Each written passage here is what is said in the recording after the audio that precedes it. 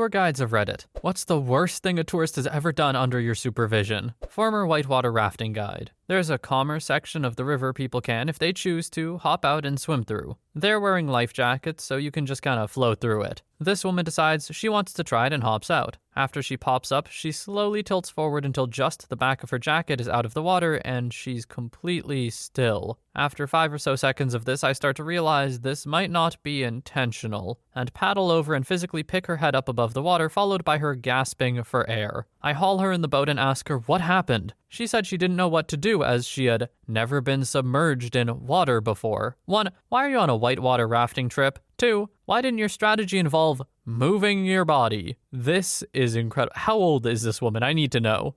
Yeah, OP has a great question. Why did you choose a whitewater rafting trip then? And why did you choose to get out and swim?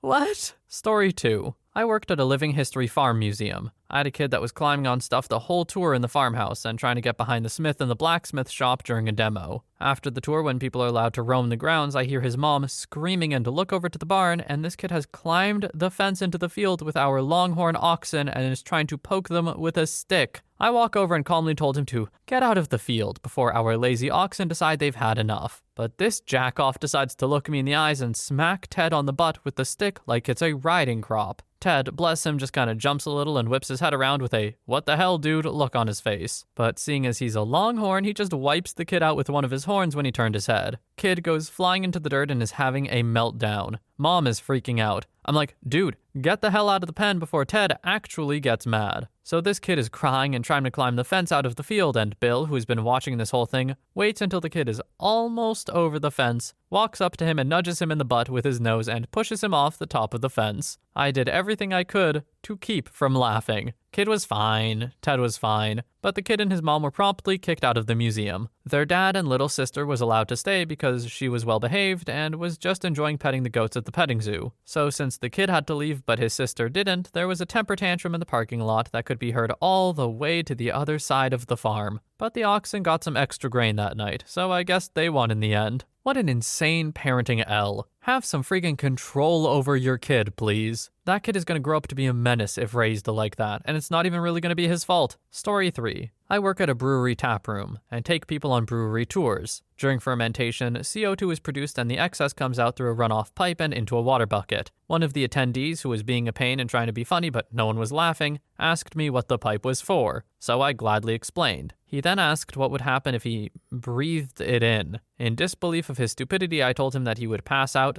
/ damage his brain. He then proceeded to grab the pipe and take a breath. He was then ejected and barred. Some people are just beyond belief. Okay, unrelated, I know, but am I saying this word right? It doesn't sound like I'm saying a word. Brewery. Anyway, story 4. My cousin is a tourist guide and biologist. Most of his tours are in Africa. He instructed his group of 20 to 25 people, including kids, not to wear any type of earring or collars, especially shiny stuff, since they were about to go into a thick forest to try to see a bunch of animals. This is very important because 20 to 25 make a lot of noise, which makes wild animals run away or hide. It's even worse if they're wearing shiny stuff they can spot from afar. Okay, so this woman complains, decides to wear shiny earrings anyway. Cousin tells her to get rid of them or she ain't coming with the group, so she obeys and puts them on later. Some species of monkeys in that area love shiny stuff. They ripped the earrings from her ears. Story 5. Technically not a tourist guide, but I was doing a tour of our production facility for some people from head office. As we got to one of the pallet out feeds, I mentioned the light curtain, which was a safety feature that stopped the conveyors once the light was broken. And so for some damn reason, one of the ladies decides to stick her hand through the light to test it, stopping the production line and also risking her safety by doing so in the first place. I asked her to not do that again and went about resetting the machine to start it up. No more than 3 seconds after doing that, she stuck her hand through the curtain again, stopping everything. She looked at me with the stupidest expression on her face, and I basically said, "What the hell?" To this day, I don't know why she did it or what her deal was. I always wonder how these people make it through life at all. Like, what do? You were specifically told to not do something, and then you do it. Like, great work. Amazing. Story 6. We're pretty good at stopping tourists from doing too much damage. After being in the industry for a while, you can get a spidey sense for when people are going to do dumb things and can often steer them away from doing anything too bad. That being said, here's one of my favorite stories to tell. I was 7 months pregnant and it was the week before I went on maternity leave. I was driving out to one of our sites, and to get there I had to drive on the road, of course, through our penguin colony. This particular species of penguins burrows underground and stays hidden in their burrow during the day, and they come out at night when birds of prey and other potential predators have gone to sleep. As I'm driving out to the site, I realize the parking lot up ahead is full, and people have started parking up and down the road. And that's when I see a giant SUV pull off the road, drive between the bollards and into the penguin colony. I pull over as what seems like 20 non-English speaking tourists start to pile out of the vehicle and take selfies with the ocean backdrop. Staying as calm as possible and using sign language, I point out the no entry signs of the bollards they drove past, as well as the burrows they've just collapsed, and inform them they may have unalived penguins. Oh, and to get their frickin' vehicle out of the frickin' colony. Once I got them out of there, I started digging out the collapsed burrows to check for penguins. The first 4 were luckily empty, but the last one had a breeding pair. I get the girl out, check her over for injuries, and having nowhere else to put her, I follow protocol and tuck her under my left arm against my side. I get the boy out and put him in the same position on the right side and start to check him over. Remember how I said I was pregnant? Well, normally you hold a penguin down low, almost on your hip, but because of my round tummy, I was holding him more at the bottom of my rib cage. So when I turned my head to start my health check, the bastard reached up and grabbed my top lip with his beak and ripped straight through the middle. It was about this time that the tourists walking along the road realized this ranger was holding on to 2 penguins. I had 5 or 6 tourists sprint through the colony towards me and start snapping pictures, while at the same time potentially collapsing more burrows. If any internet sleuths stumble upon a picture of a heavily pregnant, pissed off looking ranger holding 2 penguins with blood pouring down her face, let me know. I've been wanting that picture to show up for 3 years and haven't found it yet. Happy ending, I chased away the photographers, popped the 2 uninjured penguins in a nearby unoccupied burrow, and radioed for backup to help with the parking situation. My lip healed without a scar, and both penguins left the following morning for a well-deserved day in the ocean. I feel like no entry signs are pretty universal. Even if these tourists were tourists who didn't speak English, it should be pretty clear. I feel like any tourists, though, always feel, well, not any tourists, but like any tourists can feel entitled. Every now and then you see those tourists in your hometown or whatever that are just like, I don't know, they're walking around like they own the place or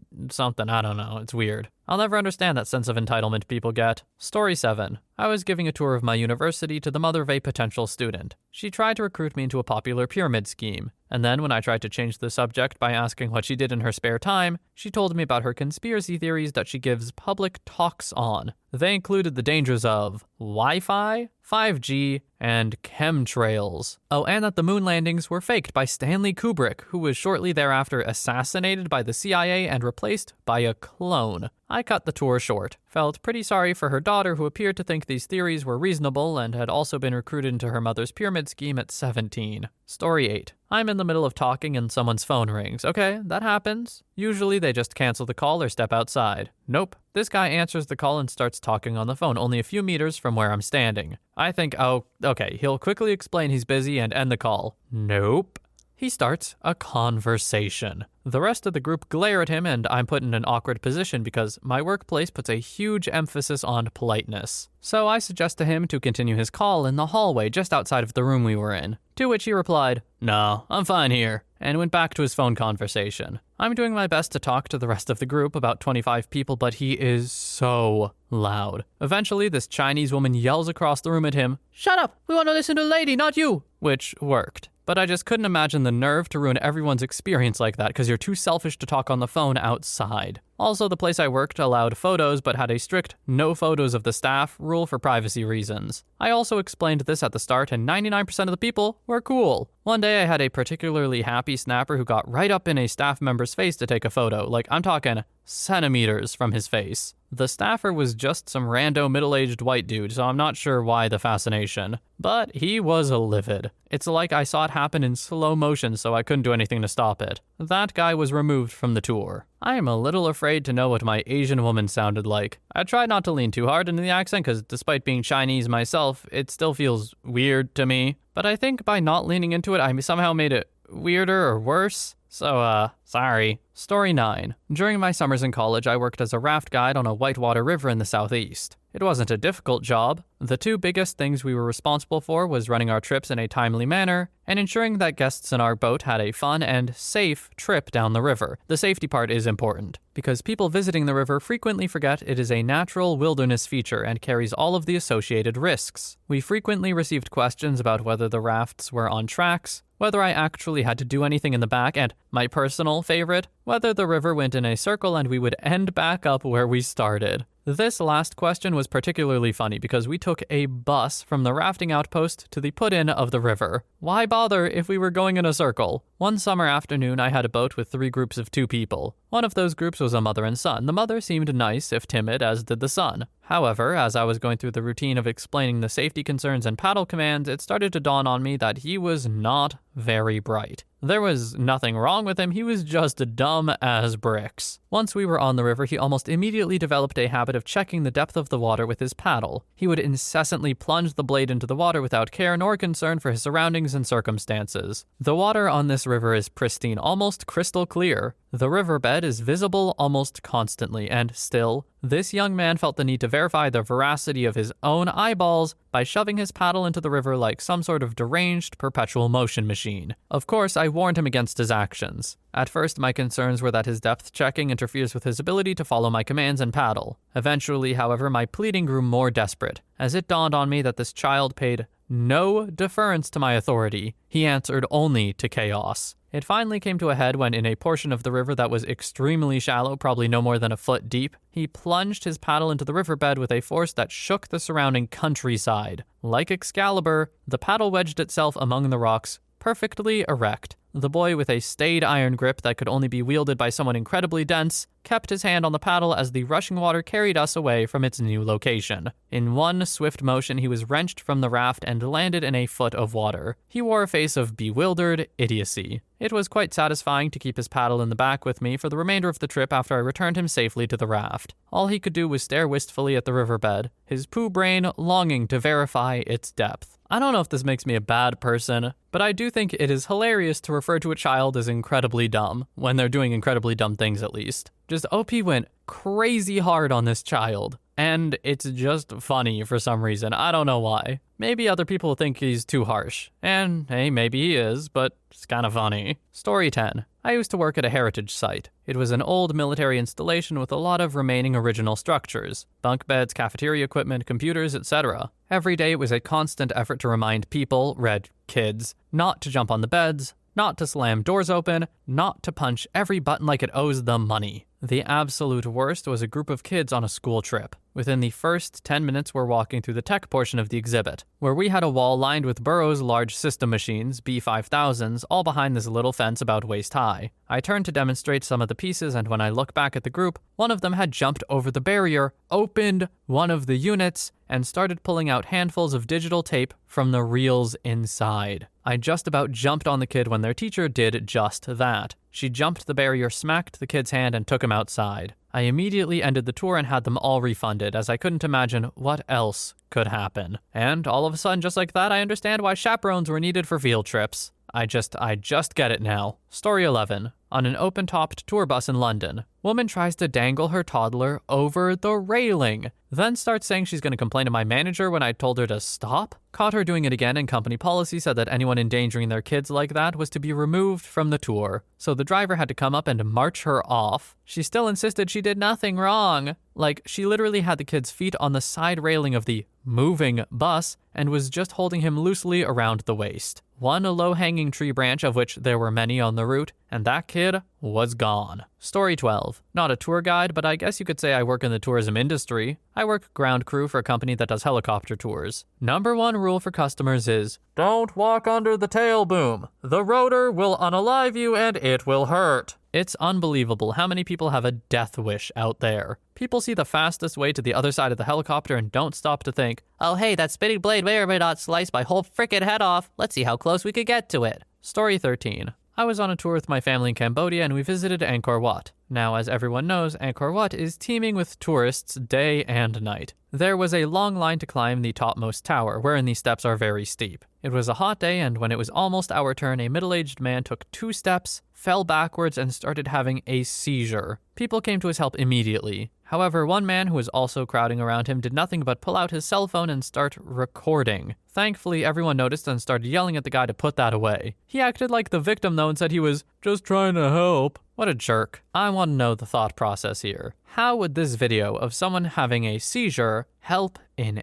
any way at all? I just don't understand. Story 14. I used to give naturalist boat trips through a coastal area in Florida. Very slow, see dolphins, learn history, see lots of birds and learn about them, horseshoe crabs, island ecology, etc. I would usually start as we left the dock by talking about some of these small commercial fishing boats there and how they worked. Then onto the history of the area. By this time, people would typically be asking questions. One nice young couple said nothing, other than saying hello when they got on the boat, and they were the only ones on the boat. They said nothing. I had no idea what to do. Did they hate it? Did they love it? Should I keep talking? Should I shut up? I was sweating bullets. So I more or less talked for the first hour, not constantly, but some. And for the second hour, I didn't say a word. I figured if they wanted to say something or ask a question, they would. The only sound for that last hour was the low hum of the boat engine and the occasional loud bird. At the dock, they thanked me and gave me a tip and walked away. To this day, I still can't figure out what was going on, but it was my most memorable time as a guide. Now, I'm just saying, I feel like this is kind of me, though, because if I were on a tour like that, I just wouldn't know what to say. Do I ask questions, or I don't know. What questions would I ask? I don't want to sound stupid. I'd be a little too self-conscious with myself and, I don't know, worrying about looking dumb that I might just not ask anything. So I kind of feel this. On the other hand, I do see how it is very awkward for the person running it, though. So, sorry, OP. Sorry for people like me. Story 15. Tour guide at my university. I led a tour with a very overbearing father and his quiet daughter, among 4 other people. As I led the tour, I tried my best to gear the information towards the students' interests and chosen programs to make sure they got the most information. In the middle of my tour, I referred to the daughter's program, and the dad just blew up, yelling at me that his daughter is underage and it's unprofessional that I hit on her on the tour. He asked to speak to my supervisor, who helped me explain to him that I'm gay, and I have had a boyfriend for almost a year at that point. Story 16. I was at some resort location in Mexico I was invited to, a kind of tourist activity island, and I was invited for the day. I didn't really want to be there, and everything was a million times out of my price range. The one thing I was interested in, a 20-foot cliff jump attraction I was in line for, was surrounded by coati, which are Mexican raccoons, basically. They kinda act like monkeys and walk on 2 legs and reach around with their arms. I guess to make humans give them food. Anyway, a young girl was tracking one and pushing up all across the line when she got to a spot where the rope met the ledge. Gave it food and was immediately bitten on the hand. My brother tied his shirt around her wrist, she was bleeding bad, and walked her to the bottom where they had a safety officer waiting. They had many signs to not feed animals, and even a lifeguard told her to stop. Some people just do not listen. I feel like